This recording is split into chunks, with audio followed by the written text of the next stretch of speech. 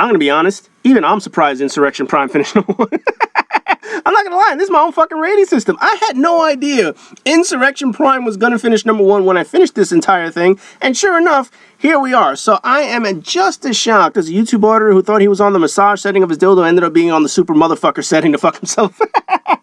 This was a shock to me. Now, as I said before, I didn't do these ratings going in one by one by boss. I did them by category.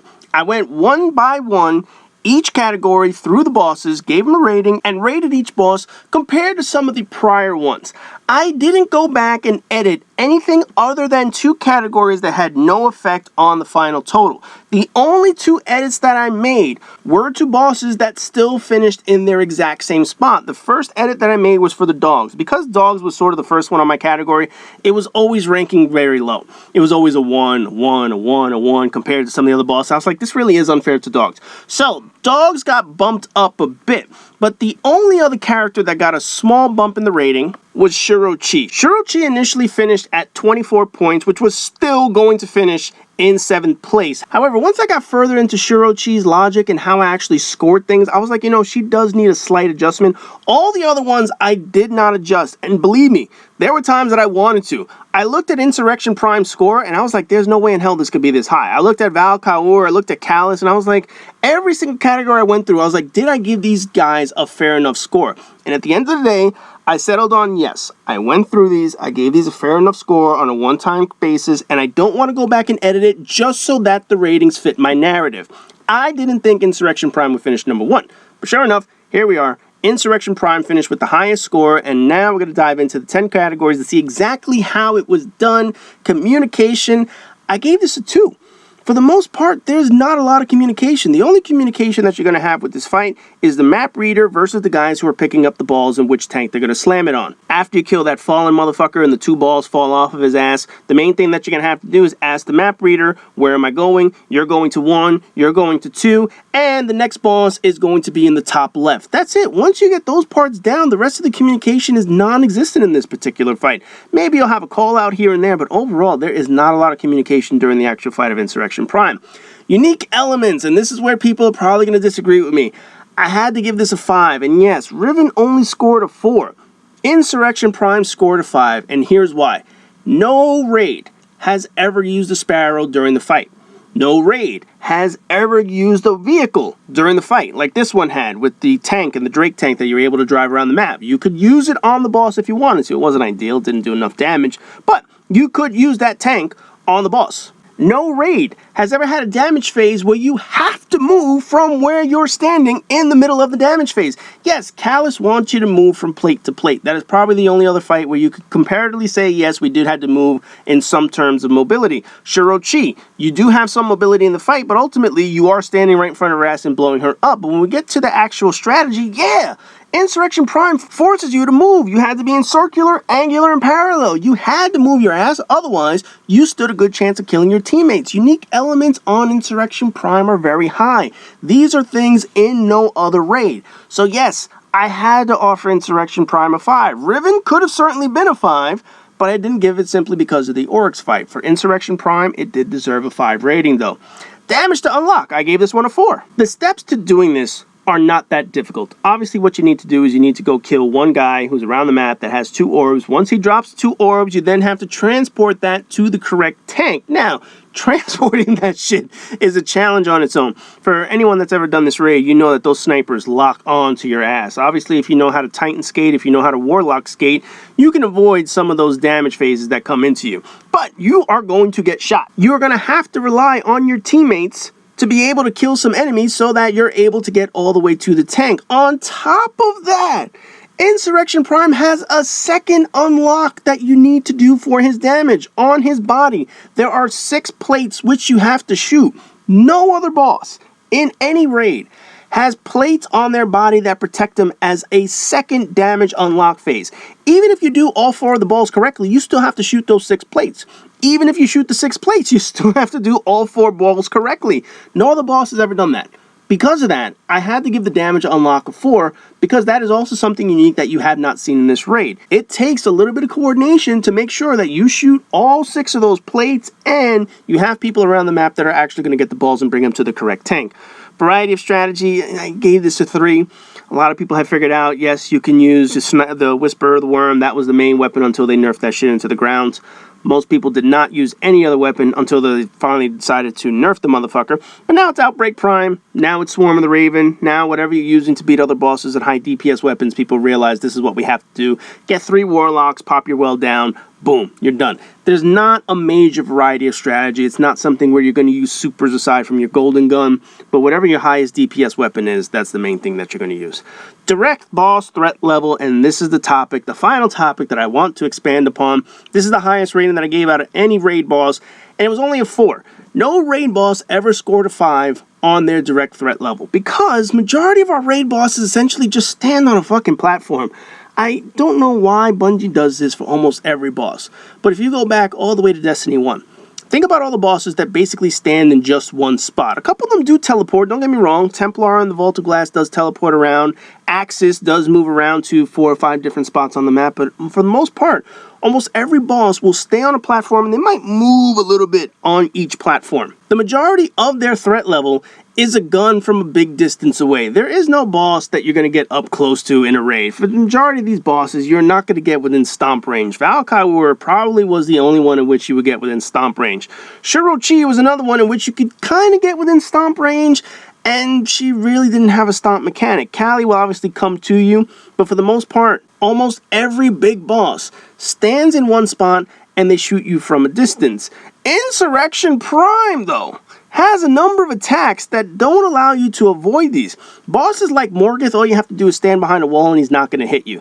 Callus, all you had to do was stand behind a wall, and for the most part, he's not going to hit you aside from when he's going to bomb you with lava. Same with Gowron. Gowron, you can just sit right in front of the motherfucker. Riven doesn't even attack you. Going even back to Destiny 1, Axis would fire off those swarm things and you could just avoid it very easily standing behind a pillar. Crota was easily avoidable if you stood all the way on the bridge. Almost every single raid boss has very little mechanics that actually threaten you. Insurrection Prime has a bunch of shit. You could be in the map room, and that motherfucker can bomb the map room, forcing you to move your ass around. You could be doing the damage towards those guys that drop the ball, and sure enough, he could fire a shot from the sky right at your ass when you don't even see it. He is a pain in the ass. He is one of the few bosses that has a direct threat level, and the motherfucker moves around. This isn't someone that just stands in the middle and waits for you to do damage and you kind of hide from him. No, if you go far left and all of a sudden Insurrection Prime decides, hey, I'm just going to walk down this path and just sit right on top of you, god damn, you are screwed.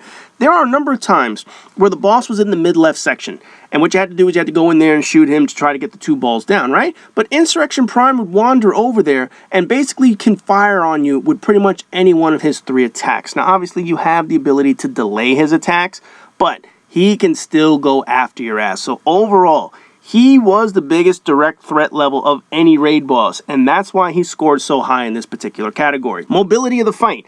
I alluded to this earlier when it comes to the unique elements, but this is the only raid boss that literally forces you to move. You have to move. If you decide to stand in the same section with a teammate that does not have the same buff as you, you are both going to die. Essentially, you have to move. There is no other fight where you are moving during the damage phase. With Shirochi, you're obviously moving. Shirochi, the entire encounter is a movement encounter where you're getting from one section to another and you're repeating the process over 6 times. But this fight, you're literally in the middle of your damage phase. You gotta haul ass to another section. If you get the circular buff, you have to go to wherever your circular teammate is standing. If you get the angular buff, you have to move. And not only that, you gotta do that shit quickly, because the longer you wait, the less damage you do, and the more damage you inflict upon yourself. So mobility of this fight, literally mobility of the damage phase alone, there's a lot. That's on top of the amount of mobility you're going to have around the map between the guys who are trying to get from the ball from one tank to another, sparring to get from one section to another. There is a lot of movement in this fight. The arena is meant for movement. Overall, by far and away, this is a 5 when it comes to the mobility of the fight. Recovery, I kind of gave this a 3. You can make mistakes in this fight. You can recover. You can obviously do extra damage phases, and the big thing about this particular raid is that you can delay any one of his attacks and continue to delay the timer in which he enrages. He has a number of weak spots around his body where if he's going to launch up in the air into an attack or bring out his big cannon, you can fire off on one of those weak spots. And by firing off on one of those weak spots and breaking it, you obviously delay the timer in which he's going to enrage. So you can recover if there are mistakes. However, it does take some team coordination. You can't fuck up too much. You can't let those enemies kill you when you're trying to carry a ball. You have to make sure you deliver all 4 balls to the correct plate. You have to make sure that you get your Drake tank out. You got to make sure that he's in the right area so that you can do damage. There is a bit of recovery, but overall, you do need to be smart when it comes to this particular fight. Teammates needed, and this one I gave a 4. And the reason why I gave it a 4 is because the first 2 guys that go and get the ball, you can actually have 2 people in the map room or whatever it is, and they can tell you, up, you're going to go top left. As soon as you break the guy, you can tell them, okay, you're going to number 1, you're going to number 3.